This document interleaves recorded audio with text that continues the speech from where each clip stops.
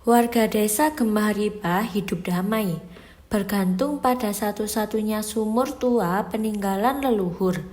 Tapi kedamaian itu hancur ketika air sumur tiba-tiba berubah warna dan berbau busuk. Satu demi satu jatuh sakit. Tak ada yang menyangka racun itu ditaburkan oleh orang terdekat mereka sendiri. Semua karena dendam dan keserakahan. Di tengah hamparan sawah desa Gemaripah, berdiri satu sumur tua yang jadi penopang hidup semua warga.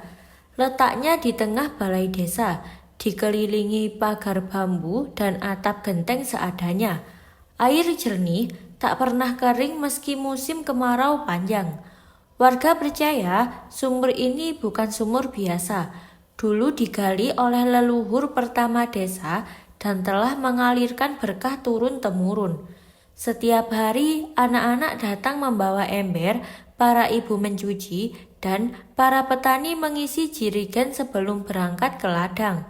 Suasana selalu hangat, tidak ada yang menyangka bahwa di balik kedamaian itu ada satu mata yang mengintai, menyimpan dendam yang perlahan menyala.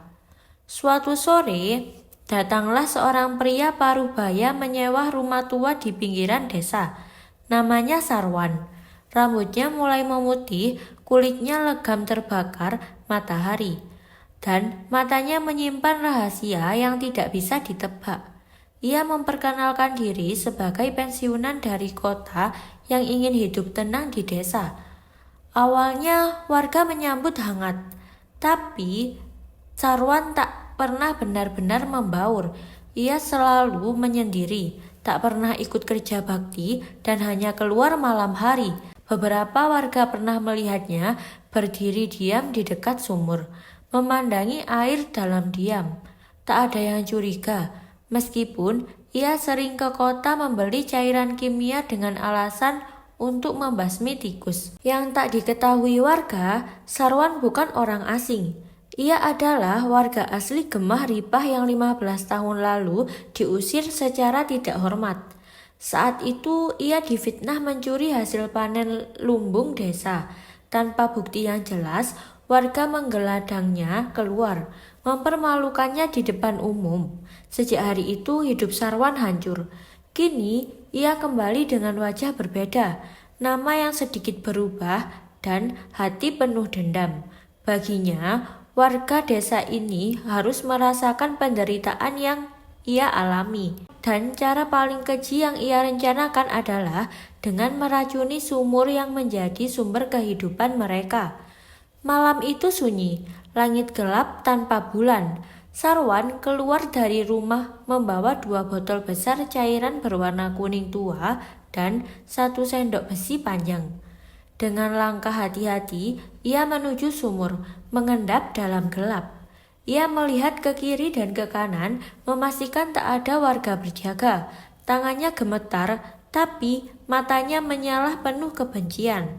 Lalu, tanpa ragu, ia buka botol itu dan menuangkan ke dalam sumur. Air bergejolak pelan, bau menyengat perlahan menguar. "Inilah balasan untuk semua hinaan kalian," gumamnya, lalu cepat-cepat pergi, menyimpan botol kosong di bawah kasur rumah kontrakannya. Malam itu, angin bertiup aneh. Seekor anjing melolong panjang, dan air sumur sudah berubah menjadi pembawa petaka. Pagi hari, warga mulai datang ke sumur seperti biasa. Beberapa langsung mencium bau aneh dari air, tapi mengira mungkin karena dedaunan jatuh ke dalamnya.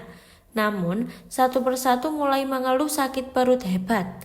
Anak-anak muntah, lansia pingsan, dan ibu-ibu mulai panik. Dalam beberapa jam, suasana desa berubah. Petugas puskesmas desa kewalahan menangani warga yang mengeluh hal serupa. Warga mulai curiga. Pak Lurah akhirnya memerintahkan untuk menghentikan penggunaan air sumur dan mengambil sampel untuk diperiksa. Semua menanti hasil. Tapi di antara kegelisahan itu, hanya satu orang yang terlihat tenang, Sarwan. Ia duduk di teras rumah, tersenyum tipis, puas melihat penderitaan yang perlahan menjalar ke seluruh desa. Hasil laboratorium dari Dinas Kesehatan akhirnya tiba. Air sumur dinyatakan terkontaminasi pestisida berbahaya dalam jumlah tinggi. Pak Lurah segera mengumpulkan warga di balai desa. Ini bukan wabah, ini ulah manusia. Ada yang dengan sengaja meracuni sumur kita. Suasana langsung ricuh. Warga ketakutan sekaligus marah. Siapa yang tega melakukan perbuatan sekeji ini? Di tengah kegelisahan, seorang bocah Gilang maju perlahan. Ia mengatakan melihat Pak Sarwan mondar-mandir dekat sumur malam-malam. Bocah itu awalnya takut bicara, tapi setelah mendengar ancaman keselamatan desa, ia mulai jujur. Tanpa menunggu lama, warga dan polisi menuju rumah kontrakan Sarwan. Ia mencoba mengelak saat ditanya, namun wajahnya pucat.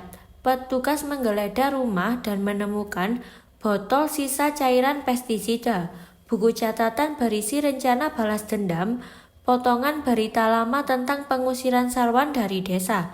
Sarwan akhirnya mengaku, ia menangis, tapi bukan karena menyesal, melainkan karena puas sudah menuntaskan dendamnya. Kalian menghancurkan hidupku, sekarang rasakan balasannya, katanya dengan suara serak. Sarwan ditangkap, diborgol di depan warga desa yang masih syok. Tak ada yang menyangka, racun yang membuat warga sakit, bahkan menyebabkan 2 orang meninggal, adalah akibat dari luka lama yang dipelihara. Di balik jeruji besi, Sarwan mulai merasa hidupnya kosong. Malam-malamnya dipenuhi mimpi buruk, suara jeritan anak-anak dan tawa yang berubah jadi tangisan. Ia mulai sakit tanpa sebab, kulitnya melepuh, rambutnya rontok, dan matanya bengkak. Dokter tak bisa mendiagnosa jelas. Ia terbaring di sel sendirian menggigil. Maafkan aku hanya ingin kalian tahu rasanya disakiti. Namun, tidak ada yang datang menjenguk. Tidak satupun warga memperdulikan nasibnya. Di balik dinding penjara yang dingin, ia merasakan azab yang datang perlahan tapi pasti. 3 bulan sejak penangkapannya, Sarwan ditemukan tewas di dalam sel dengan kondisi mengenaskan. Tubuhnya menghitam, lidahnya membiru, dan di tangannya tergenggam kertas penuh coretan doa dan kata maaf. Petugas tidak menemukan luka fisik, tapi ekspresi wajah Sarwan membeku dalam ketakutan, seakan melihat sesuatu yang tak terlihat manusia.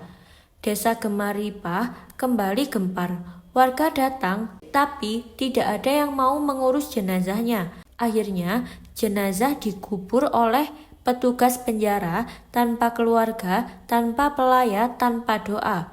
Warga sepakat menutup sumur tua dengan semen dan membangun tugu kecil bertuliskan, dari mata air datang kehidupan, dari kebencian datang kehancuran. Semoga kami tidak lupa. Sejak itu, warga tak lagi bergantung pada satu sumber air. Mereka bahu-membahu membangun pipa bersih dari pegunungan. Tapi lebih dari itu, mereka belajar sesuatu yang jauh lebih penting. Jangan memelihara luka dan dendam. Kisah Sarwan menjadi pengingat. Balas dendam tidak pernah benar-benar menyembuhkan.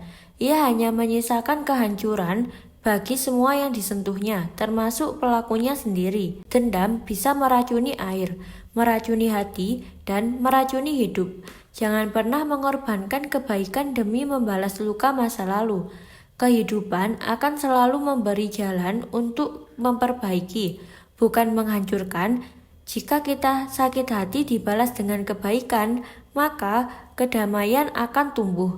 Tapi jika kita sakit hati dibalas dengan kejahatan, maka azab datang tidak hanya dari manusia, tapi juga dari Yang Maha Kuasa.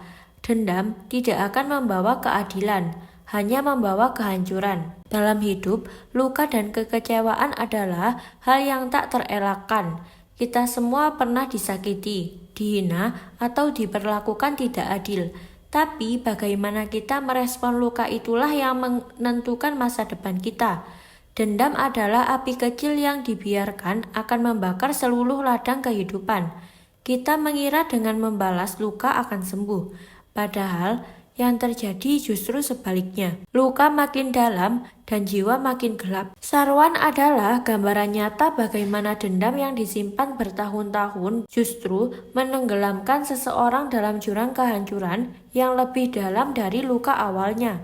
Ia merasa puas ketika berhasil membalas, tapi kebahagiaan itu hanya sesaat. Yang tertinggal hanyalah penyesalan, kesepian, dan azab yang datang dalam bentuk yang tak disangka-sangka.